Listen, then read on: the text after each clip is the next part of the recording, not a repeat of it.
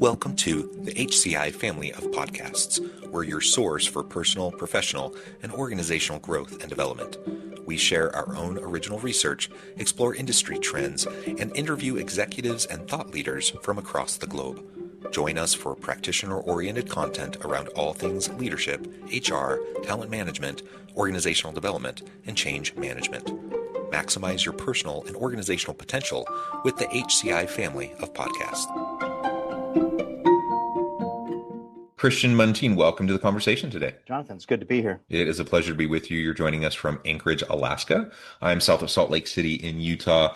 And today we're going to be talking about Christian's new book, Train to Lead, all about the importance of building up others in our leadership capacities and succession planning, and really just helping the next generation, kind of our bench strength, be prepared. We're going to really dive into his book and explore main themes together today. As we get started, I wanted to share Christian's bio with everybody. Christian Muntean has helped hundreds of businesses rapidly grow, increase profitability, and expand impact. He primarily works with entrepreneurial business leaders who are scaling their businesses or preparing for exit or succession. He partners with owners, boards, and executive teams as they make game-changing decisions. He is the author of 3 popular books, with the most recent being Train to Lead. He is a frequent guest on podcasts and has been a contributor to Forbes.com. Christian lives in Anchorage with his wife and 3 active children. He enjoys woodworking and practices Brazilian Jiu-Jitsu, which is really cool. Christian, anything you would like to highlight by way of your background before we dive on in? No, not really, other than leadership's a passion of mine, and it's something that I've committed my life to. Awesome. I think that's wonderful. Well, tell us, let's start off with just kind of the why behind the book. Why this book? Why now? You've authored other books. Why this book? Why now? Well, this book actually took probably about 15 years to write. This was the most difficult one in the sense of wanting to make sure that the concepts were really right and that they would work. But part of the genesis of the book is part of my background's in athletics. Mm-hmm. And I was a strength and conditioning instructor kind of as a side hobby for about 12 years. One day I was leaving the gym and I wondered, why is it that I can take an athlete and if they have a goal, let's say to run a marathon or they're going to do some kind of sport event, whatever they're doing, 3 months out, 6 months out, 4 weeks out, I can create a training program that will have them peak to the day of their event when they need it. But when it comes to leadership, it seems to be that most leadership prep is, here's a fire hose of ideas. If you get anything at all, which is the most common approach, is to get nothing. Yeah. If you get something, it's a fire hose. We're going to send you to some conferences, watch these videos, something like that. And good luck, don't screw up. And there's no real sense of, hey, this person's about to step into this role as a new CEO, new general manager. They're being promoted to VP. And we plan that to happen in about 90 days. And so how do we begin preparing that person for things along with, besides the paperwork changes that need to happen, but how do we prepare that person for a very different role? And when you look at the statistics around succession planning, we see that about 66% of successions fail, or at least fail the expectations of the people orchestrating the succession. And that's pretty abysmal. It's pretty sad. And when you look at why, a lot of that has to do with just not good preparation. The book's not directly about succession planning, but it's really written for the leader themselves who's trying to prepare. And it's just as effective, I would say, for a leader who's in a role and realizes, I've been eyeballing the CEO position or the general manager position for years. And now that I'm here, the job is totally different than what I thought. And what do I do? And so it's really written to describe, here's what you do. And I try to pull from the best evidence-based practices and condense them in a way that, and I think the main thing about the book is I don't know that I really honestly introduce many new concepts in the book. Leadership is a very well-studied, very well-traveled trail. It's not it's well-researched. People understand what works. That's not always what makes it into the popular kind of conversations, but we understand what makes it work. What we don't understand is the sequences that you need to learn things, like what you need to learn first so that you can better learn something else later. And so people will start out trying to learn something complicated, like how to turn around a company or how to do an intensive, complicated strategic planning. when they don't have the basics of their own self-management down, for example. And it makes it hard to implement some of these more complicated leadership skills when you don't have really some of the basics tied down. So I tried to lay the book out, not just in what needs to be known, but the order that you can absorb it in. I like that. And I just want to point out to reiterate what you've already said, but that is people find themselves in these different types of positions, often with little to no training, Right. with the best of intentions, and often they're almost set up for failure Yeah. because they haven't been supported to, in growing into this new position. And that's Right. not to say that they're not capable, they're not smart, etc. Like you could have had a very successful career, you're very intelligent, you have great Yeah. relationships, great networks, know how to get stuff done. Like all that can be true, and you can still end up in the next rung up. You get promoted. Yeah. Eventually, what's called the Peter principle. Right. A lot of people get promoted into their level of incompetence. Yeah. You're successful, you get promoted, and then it is totally different. You find Right. yourself in a completely different role where success looks totally different, Right. where what is needed to be successful in that role, what it takes is just different. And if Yeah. you're not prepared for that, we really are setting people up for failure, which Right. is extra sad because these were Yeah. people who are our star people, right? Yeah. And Yeah. we've taken our star people out of positions where they're stars, moved them into positions where they're not ready, or, not ready. I mean, people are ready to make the move, they're ready to grow into that position, but they're not ready to hit the ground running in that position. They don't necessarily know what it entails, how it's going to be different. And it's super sad. It's sad for them and for their careers. It's sad for the organization. It's sad for the teams involved. Right. It is preventable, Yes. with some intentionality. And Right. and like you said, it's not rocket science. Like Right. I suspect, I haven't read your book, but I suspect, like you identified yourself, that there's probably not like new groundbreaking things that are necessarily there. But it's not rocket science, but it's hard to Right. do because we have to do the basic things consistently over and over and Right. over again. And we have to understand the fundamental shifts and differences between different levels as we find ourselves Yes. progressing through our career. Yeah, well, that's exactly right. It is sad when you see people that have all of the potential and drive and heart, and they're not really given the right. They're not teed up properly to succeed, and It's a then great way to put it. they get Yeah. discouraged, they get burned out, they get frustrated. Other people, they get a reputation that's negative, whatever the thing is, and it's not necessary, and it's not fair. And as you said, it's not rocket science, but it's also rarely done. And in the same Yeah. way, and the book is really patterned around as I was looking at putting the concept together, I wondered there's a certain process of training or a certain kind of schema that's used for creating training programs for athletes that's used by almost all elite athletic trainers or coaches. And I wondered if there would be a corollary that would match with Mm. leadership. And as I started thinking about it, I realized there was. And the book follows that. So there's this basic introduction of you have to have the right inputs, the right sleep and right nutrition. So I looked at leadership corollaries of the right relationships, the right inputs into your life. I looked at basic conditioning, which in the physical world or in the athletic world has to do with the ability to manage stress and to handle new stresses in your body. In the leadership, that has to do with self-management and the ability to manage an increased load effectively. Then you build upon that strength, which is the foundation of any other kind of movement that comes out of that. And I looked at core leadership strengths that have been identified through research. And then out of that, you look at power. And I interpret, so power in the athletic world is the ability to harness strength quickly to generate momentum or to Mm. change the direction of something. So I don't mean it the way we often use power in leadership, where the ability to control something. Hmm. I mean it from the sense of the ability to interject yourself into a situation and create momentum or to change the direction. So change or conflict or crisis. And then looking at endurance and recovery. And so good training programs work through these cycles where you build on each for a while and then get some improvement and then move on. And that's the way the book's structured with exercises for each. But the point I want to bring out is the concepts are mostly pretty familiar if people have studied it. The order is not, but it's Mm. like fitness or it's like training, like how to lose weight, how to become stronger, how to improve your bone density, whatever your goals are.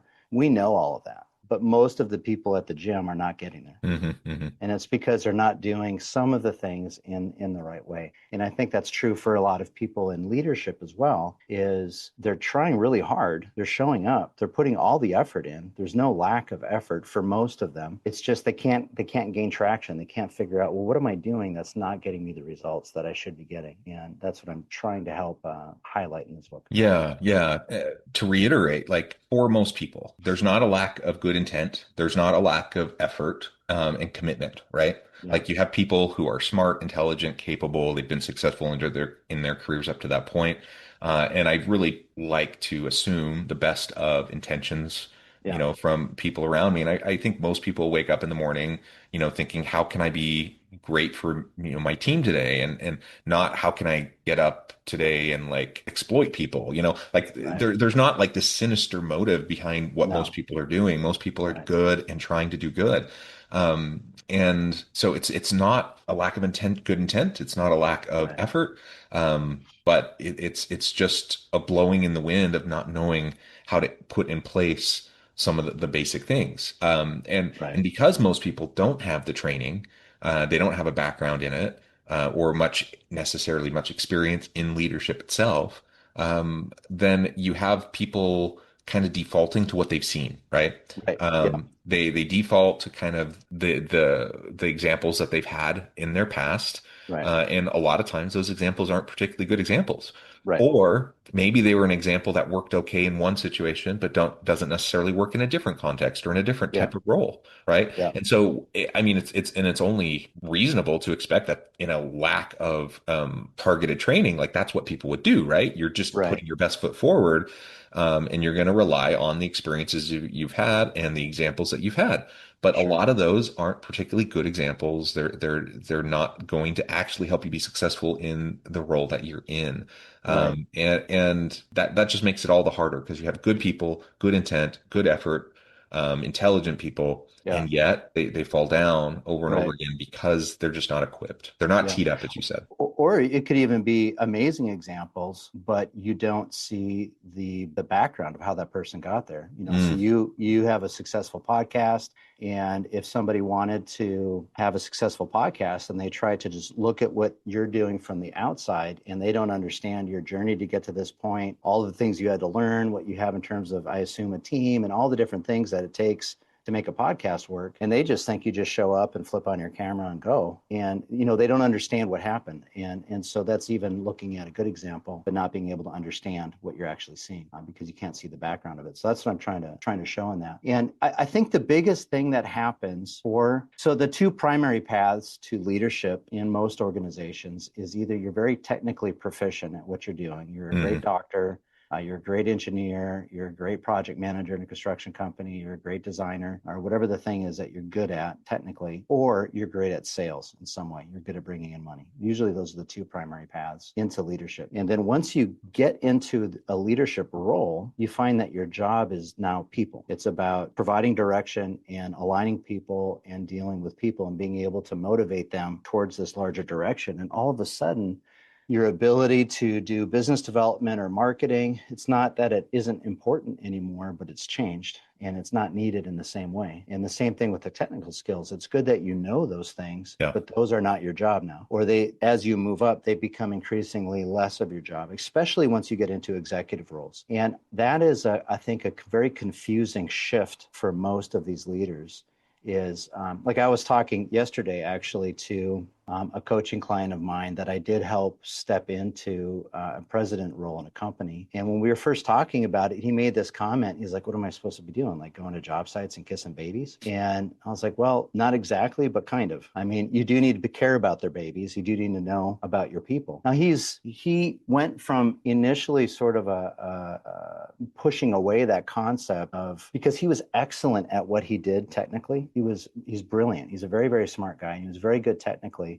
And when he moved into this executive position, this idea of shifting to his job being mostly people, he did embrace it. And he's grown his company from 20 to just about 60 million in about 4 years as a brand new president. But it's because he embraced this concept of my job's about people. And the primary, I guess, principle of leadership development is that it's not about knowledge about strategy or about your company. It's about personal development. The more you're willing to grow as a person, the more effective you're able to be as a leader. And he really embraced that and has been able to take off as a result. And that's something that I would, really encourage your listeners to embrace, because I think that's the hardest part. Because, I want to complain about the economy. I want to complain about how hard it is to hire good people. I want to complain about the competition, all the things that you want to complain about why you're having a hard time finding success. But if you're willing to look internally and say, well, what is it that I need to personally grow in, especially just as a human being, not just cognitively, but in terms of my attitudes, in terms of my habits, in terms of my practices, in terms of how I take care of myself, those things do translate into more effective leadership. Yeah. I like to think of it in terms of, staying curious, lifelong learning, like whatever kind of framing you want to put on it. Like there's Yeah, a certain intellectual humility right, that's present with people who are willing to do that self-reflection and introspection and willing to work on themselves right, amidst, working with the teams and right. working with the business to help it improve. People notice the difference, right? Yeah, So people that are working with you, they know the difference between that right, arrogant SOB who thinks they know it all and is a jerk to everyone around them versus the one that can still be super confident, right. decisive, all those things, but have a certain kind of curious a way about them, and they just Yeah, have this intellectual humility about them, and they know they need to lean on the expertise of their people on their team, and all of that, and they start to kind of model and demonstrate for everyone around them, right. like we're going to have a learning culture, we're going to have Yeah, experimentation culture, we have a safe place where you don't have to just fake it till you make it. Like you can demonstrate and work with others when there are gaps, and that's right. okay. And we can build Yeah, and lift each other. Like that creates such a dynamic workplace when you can right. have that kind of a culture. Yeah, And some of us have been lucky enough to work within those types of cultures. right. And I would suggest that probably the majority, though, haven't necessarily had that privilege. And Yes, so it sounds nice. People think, oh, theoretically that would be wonderful, but in reality that never happens. I'm like, no, it actually can happen. it can. And I Yeah, suspect from this example that you were giving, the way they grew over a short period of time, I suspect at least a large part of that was simply this honest, sincere desire of their leader who has the technical proficiency, but was willing to lean into the new role, be curious, be humble, work with the team, and they grow collectively, they grow together, right? yeah. And it's just a fundamentally different way of approaching growth, I think, than Yeah. what unfortunately what we often experience. Yeah. Yeah. I think this particular leader is a good example of what Jim Collins wrote about in that old book, Good to Great, where he demonstrates humility, as you were describing, and this real passion for success for the company. And between the two, I think that allows a lot of growth and a lot of significance, because it is hard when somebody comes in, and it's very common. And the thing is that people may not know that this is in them, but they get into a role and they feel like, I have to succeed. I can't screw this up. And they're not thinking about that through the lens of, is this ego? Is this pride? Is this something like that? Because it feels like insecurity. But there's this dynamic where they become closed off to other people's inputs. They're hypersensitive to anything that feels like criticism. They're afraid to ask questions because that might suggest they didn't already know the answer. And so they limit their own growth. And that this is maybe a hard way of saying it, but I think sometimes the stupidest rooms of people are rooms full of very, very smart, accomplished people Yeah. who are afraid to say, I don't know the word that you just used. Like, I don't understand what you're saying, so I don't know how to participate, but I'm going to keep pretending I do. And we're all going to have this kind of big game. I mean, I think that's a very typical boardroom situation, to be frank, where there's a tendency of very successful people, but they don't want to admit, I don't really understand what's going on here or what our job is. And I don't even know where the curiosity should be placed in terms of what I should learn and what I should support. And so, yeah, I think that's important, that humility. But then it's also helpful if people know, well, what do I do?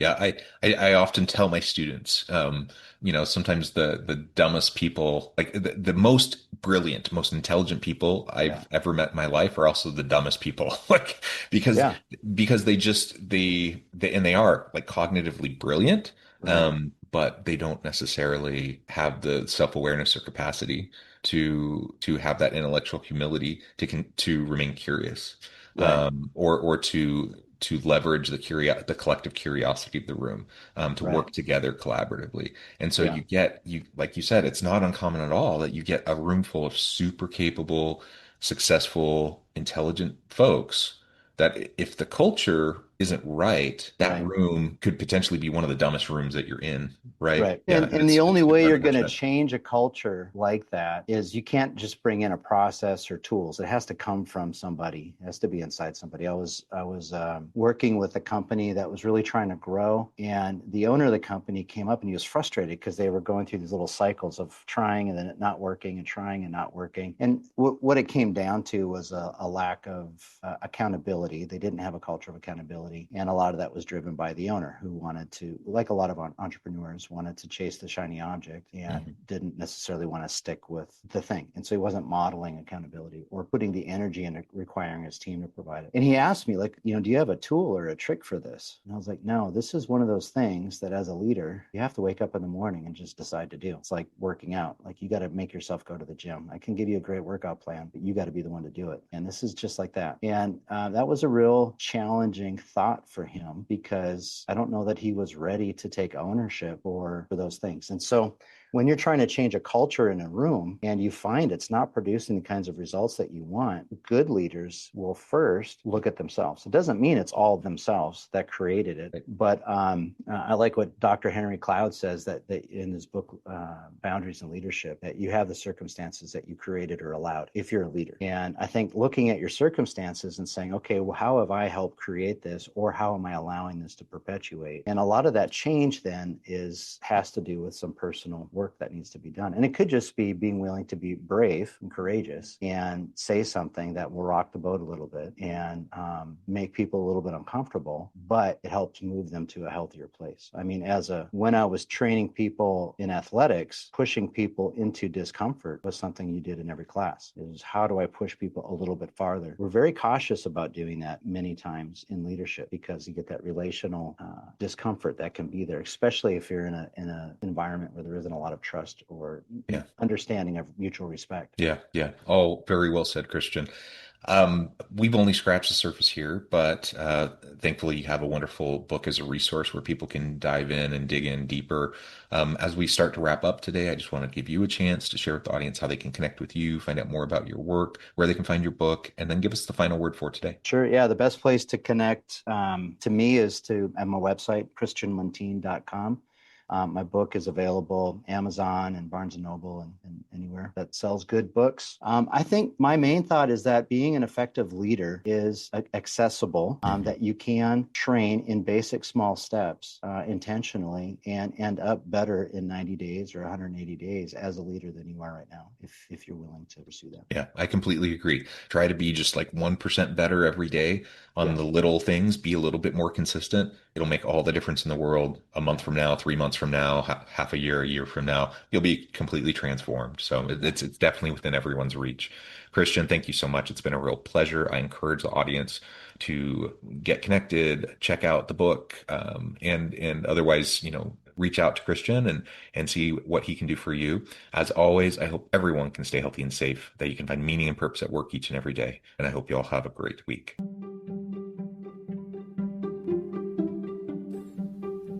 Thanks for joining us for this episode of the podcast. We hope you stay healthy and safe, and please join us again soon.